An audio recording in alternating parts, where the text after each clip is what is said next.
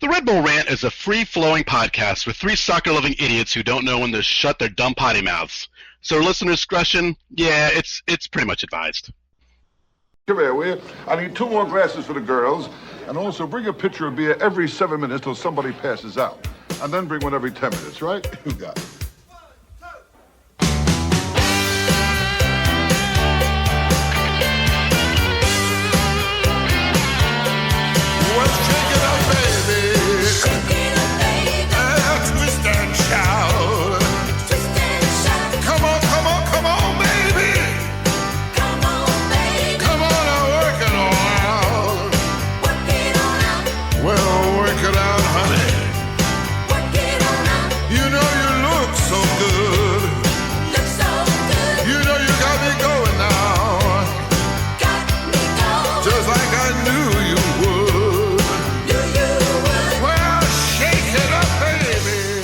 Welcome, my friends, to Show Friends. This is the Red Bull Rant podcast. I'm your host, Jason Iapicco.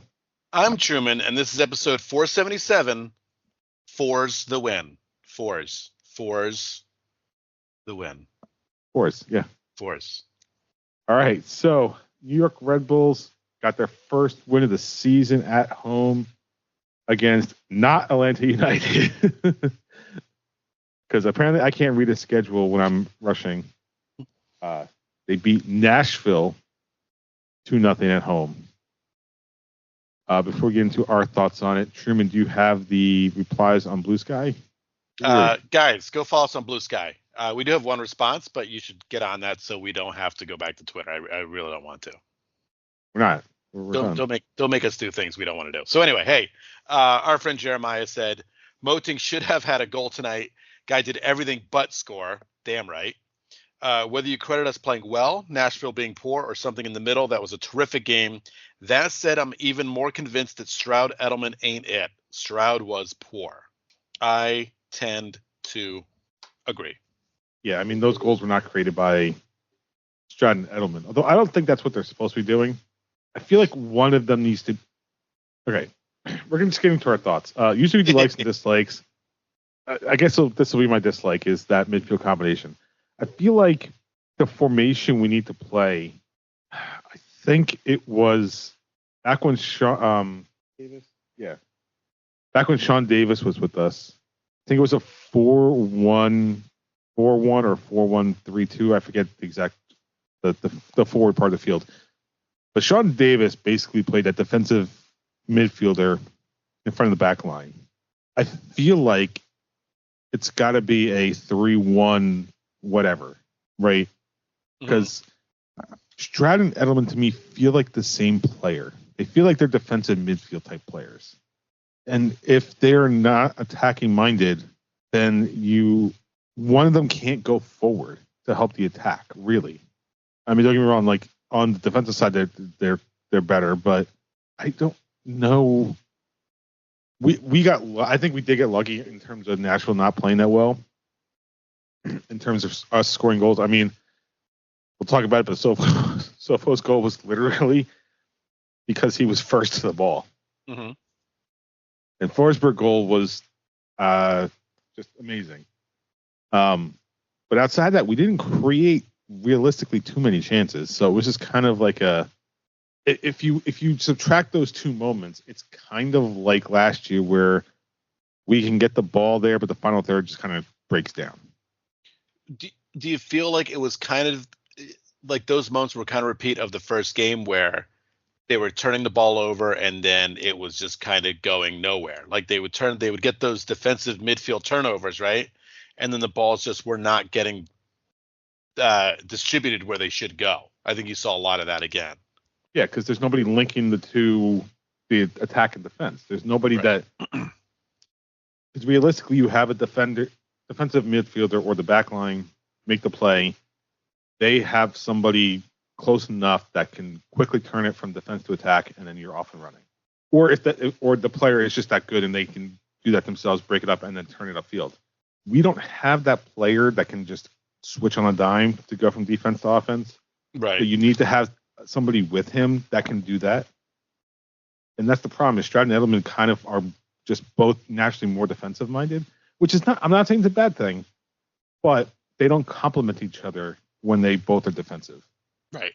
And I'll tack on to my dislike. I mean, it's a little bit like that too. Is that it was great to have a 2-0 break lead going into the break, but after halftime, you would hope at home playing well enough to nip a third goal and really put the game out of reach, and they didn't. And I mean, this is minor gripes on a 2-0 shutout.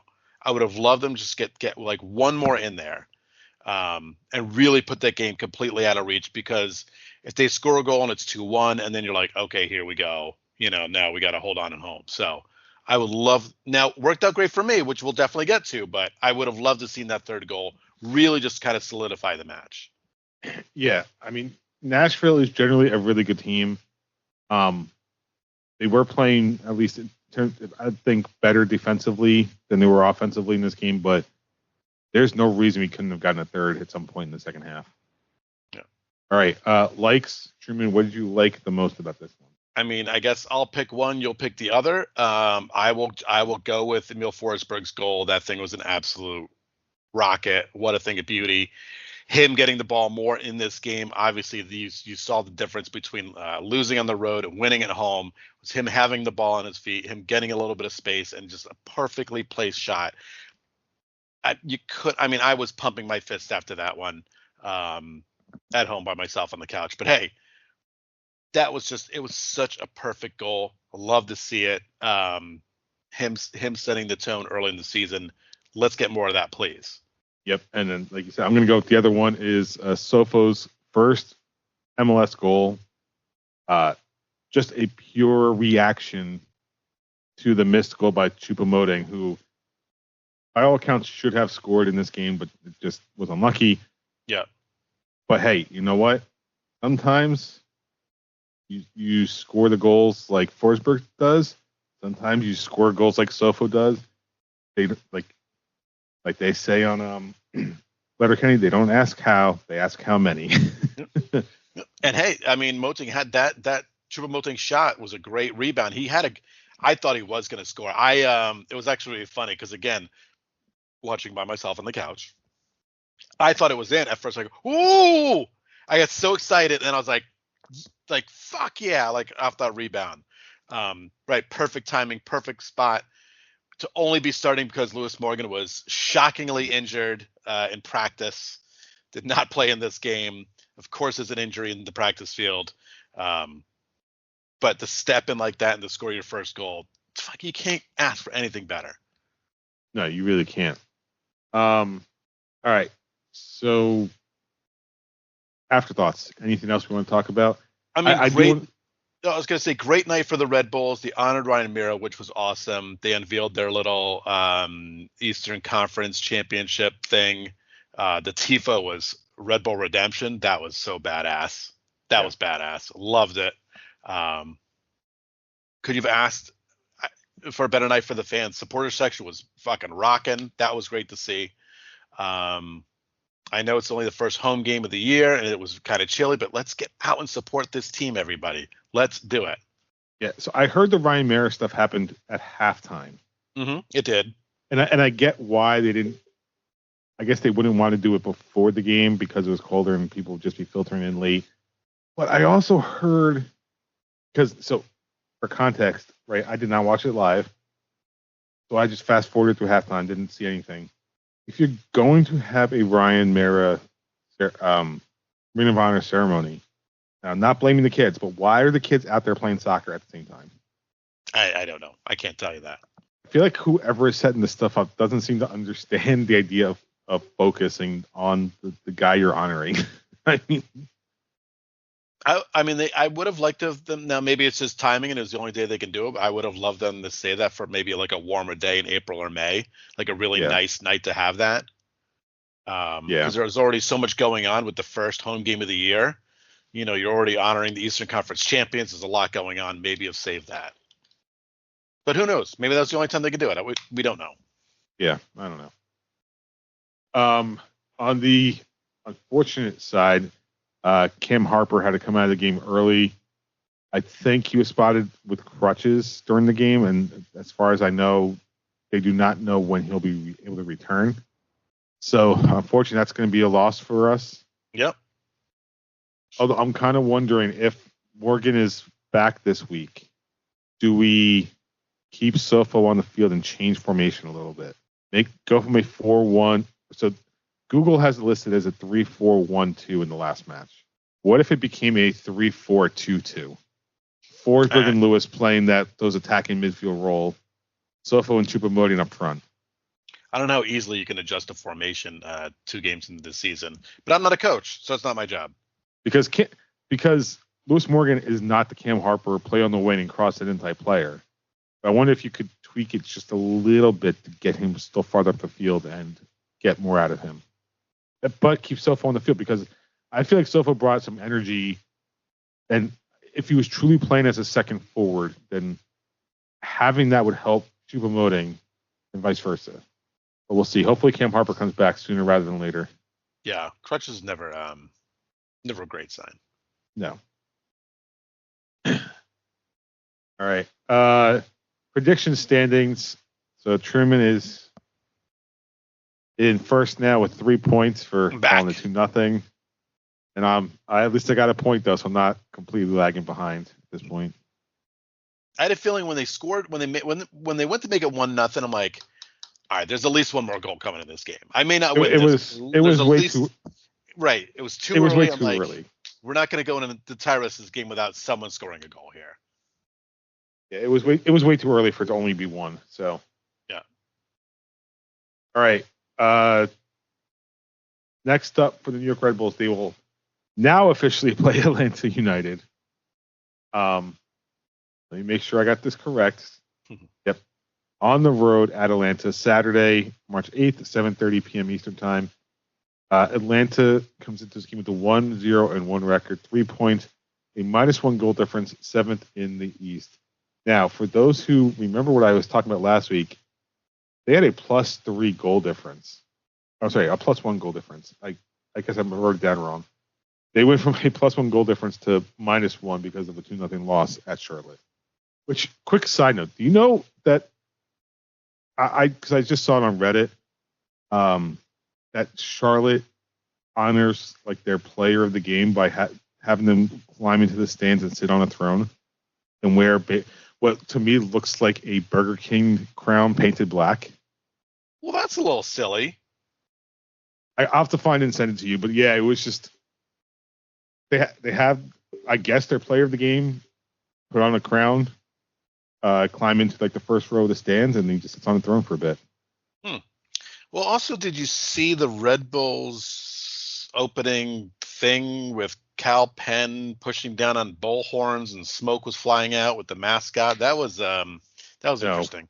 Because again, yeah. I would skip that stuff to get to the game. So it was all over the social medias. I don't know if you saw it. It's kind of a. I don't know if that's the one. I don't know. Like Atlanta has the spike, right? They drive the spike. Some people are ringing fucking bells. Montreal rings the giant bell. Well, they do that for the goals. It's not the No. Oh no. Atlanta they have somebody drive the spike down. No, sorry. I meant the Montreal bell is for goals, not so someone does ring that bell before the game, I'm telling you. Oh, okay. So yeah, I'm not too sold on that yet. Maybe we should reach out to Cal Penn and see if he wants to come on the show. Oh, there we go. Done. Call his agent. He'll go right on. All right. Anyway, Atlanta United predictions for the first match against Atlanta this year. I don't know. Now we're going to be 3 games in, and it's on the road, and it's against Atlanta. Has this team found its footing? Are they going to be without Lewis Morgan? I'm going to say probably. That's the way this team's going. Can Choupo-Moting score his first goal? He's been extremely close in the first 2 games. Can they win a game on the road?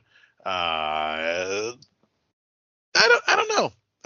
I want to be daring, and I want to feel positive about this season. So I'm gonna fucking stick my neck out. 2-1 win on the road in Atlanta. I think Choupo-Moting gets his first goal this weekend. See, I'm gonna say win. I want to say 1-0.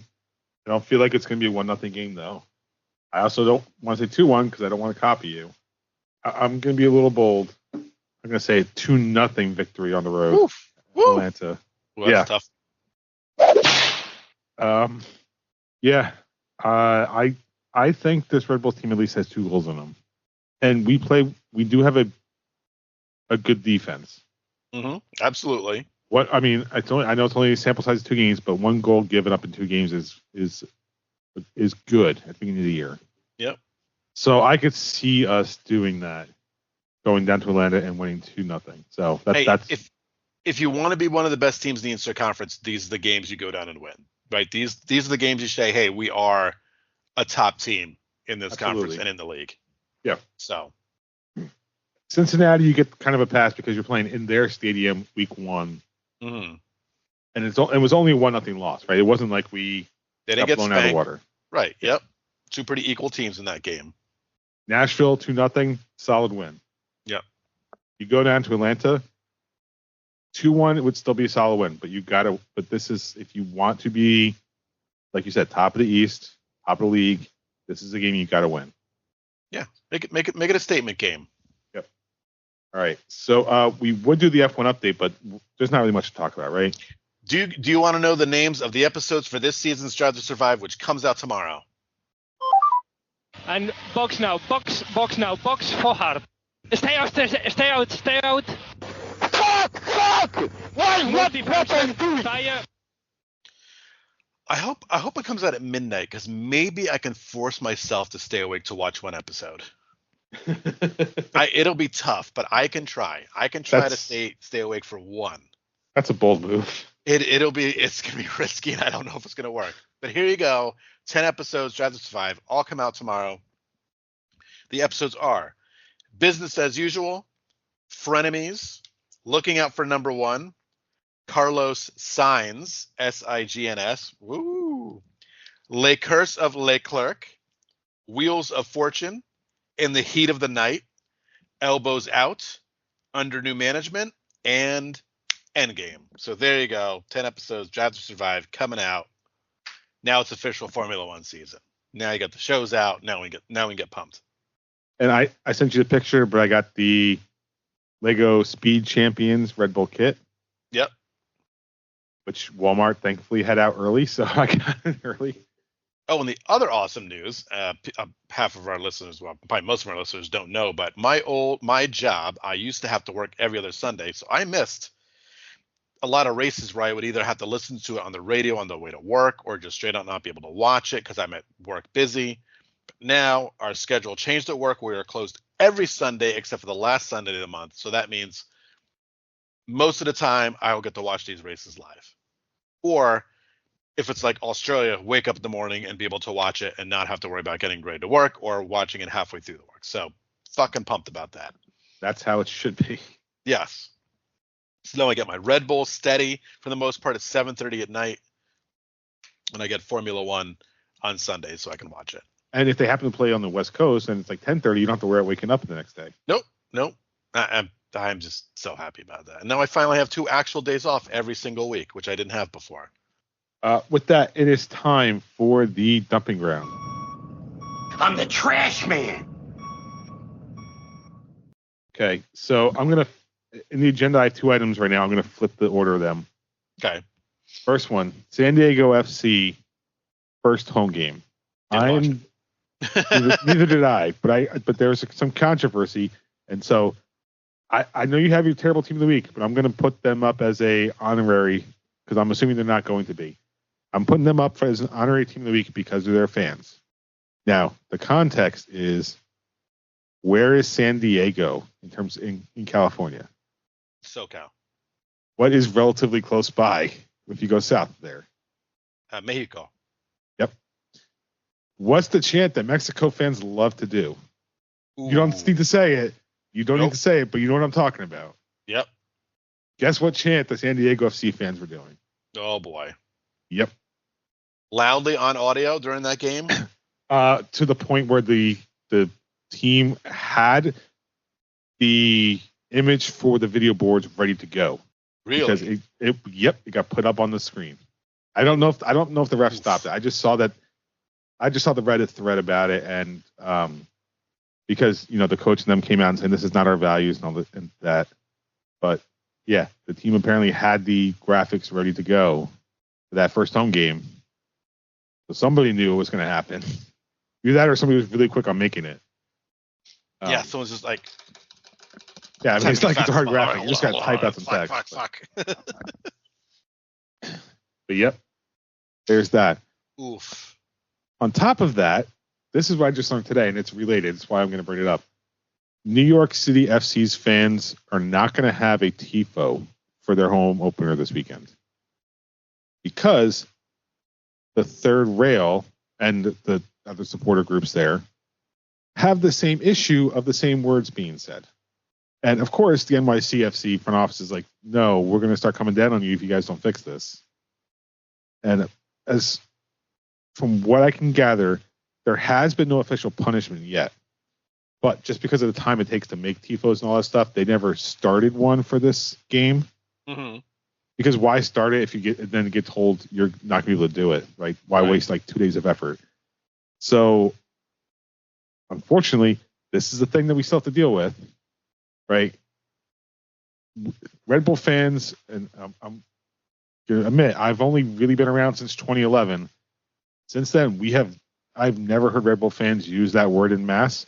The worst we ever had was "you suck, asshole," and we got that taken away, and then all the other teams got to do it.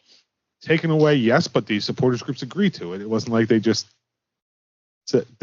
like. It's not like they got forced into it. They did agree to it. Right. Right. So that's gone for us. Like the Red Bulls don't do this. 27 other teams in MLS don't do it, as far as I know. Hopefully this shit doesn't keep spreading. It's bad enough when Mexico plays the United States and we have to deal with this shit. Or just, and I say this because I don't like seeing games stopped and all that. Just in Mexico games in general where their fans do it. I mean, if I remember correctly, it was like a year or two ago where they got sanctioned and they literally had to play a closed door match because of that. Yep. Like, we don't need it, right? Every single thing I've read about that term is offensive. It's okay, for those that don't know Spanish, they generally have a masculine and feminine way of saying each word. Right? Spanish tends to assign a sex to the way the words are used. The word, technically there's no masculine version of the word. It just became a thing. The female version of the word is horrible. I'm not going to explain what it means. If you're listening to this, you probably know what it means. Right.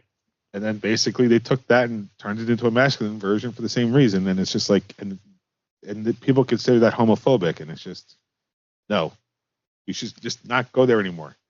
Fucking 2025. We should be past all this bullshit. Yeah. Yeah. Well, maybe this will be hard lessons learned for the new team down there. But we'll see. We'll see what happens.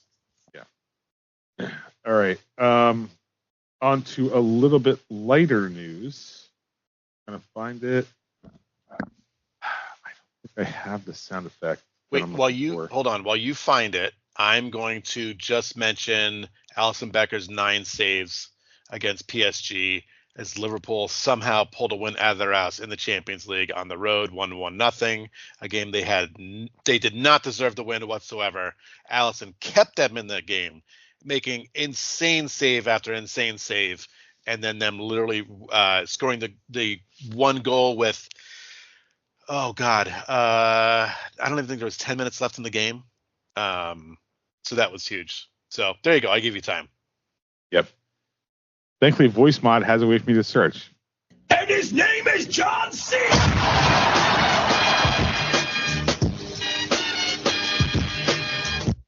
John Cena has officially gone heel. Yep. Only took 20-something years, but he finally did it again. On his retirement tour. Yep. So this last Saturday was the Elimination Chamber.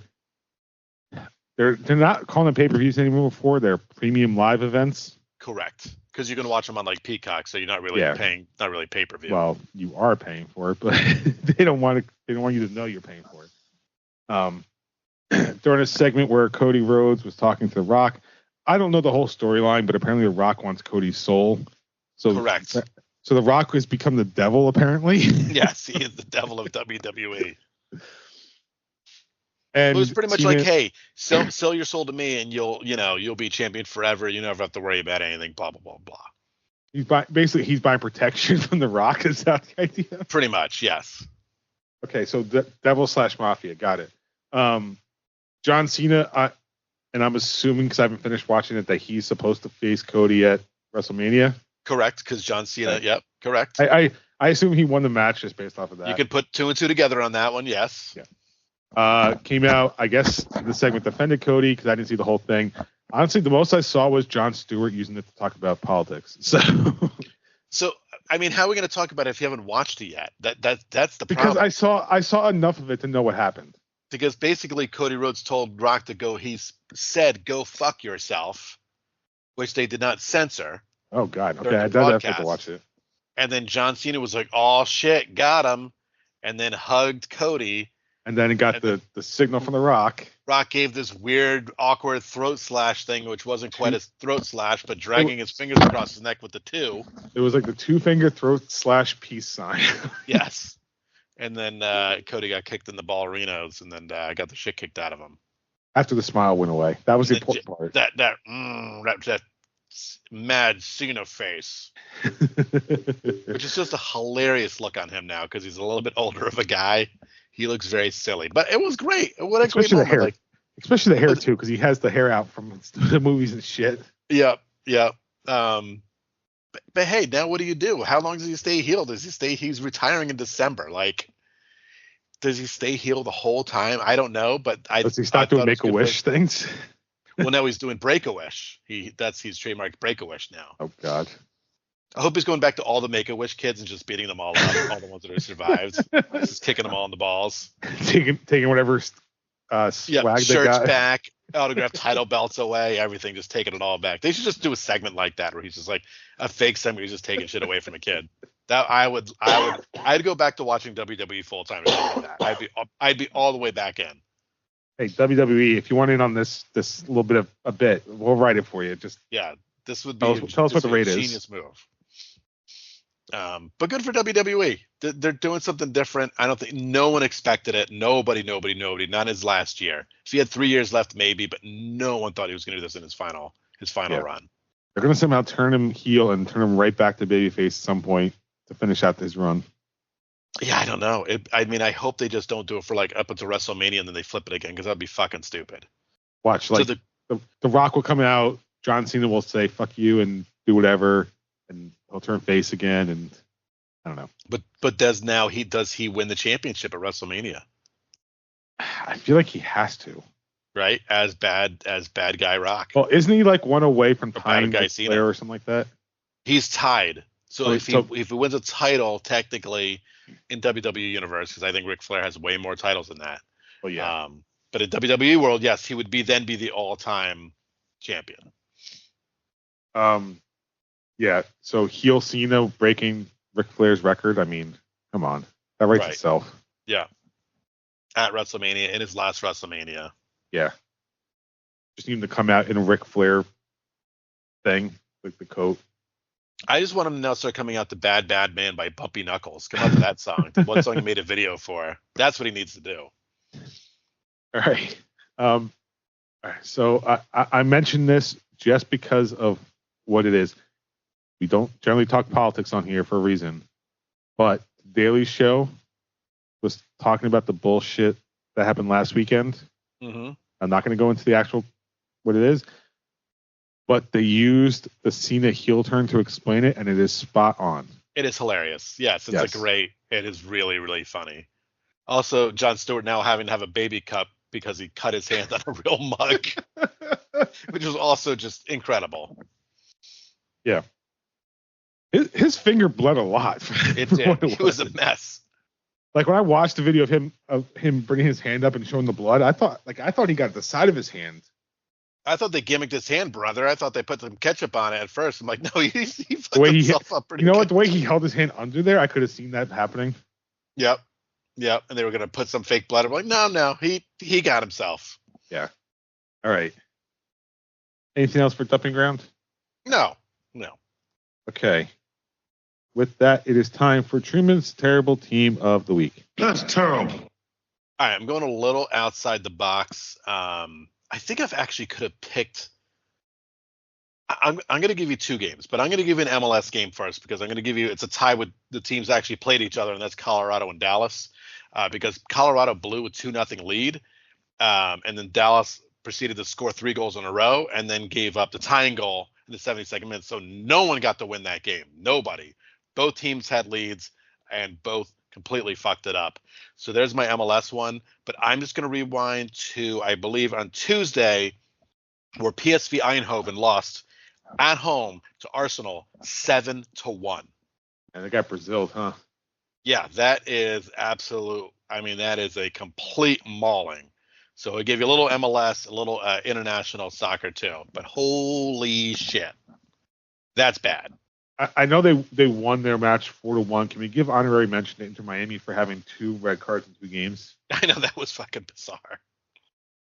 I was gonna mention that. I don't like to mention Inter Miami unless I absolutely have to.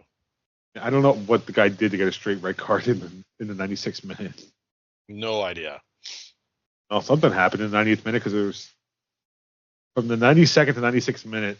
Miami got 3 yellows and a straight red, so something must have been fucking happening. Oof. All right, is that it? That is it. Okay. You can visit us at patreon.com/Red Bull Rant. $1 a month is all you need for exclusive content whenever we decide to record it. Email us redbullrant@gmail.com if you want to call us 973-348-5329. Facebook.com/Red Bull Rant. On Blue Sky at Red Bull Rant for the show. At Dr. Stooge myself at The Truman for Truman. Subscribe to our show via iTunes, YouTube Music, YouTube, SoundCloud, Spotify, pretty much anywhere you can find a podcast. Last words before we get out of here. Real quick, we don't have any sponsors, but I will highly recommend, if you don't have it already, the Thought Mob app. Everybody, that is the best soccer app going. I absolutely love it. When you click on a team or a game, it'll show you what channel the game's on, or if it's streaming. After the game, it'll almost immediately give you YouTube highlights of that match. It's awesome. It's called Thought Mob. We should get sponsored by these guys because it's actually a really excellent app. So if you don't have it, I think it's the best pure soccer app out there. Thought Mob, FOTMOB. That being said, I feel good, right? We're riding high. Why not take it to an Atlanta? Get down there, get inside that wacky Eagle Eye Dome, and win. All right. So for Truman and myself, this has been episode 477 of the Red Bull Rant. Thank you guys for tuning in, and as always, go Red Bull. Peace out.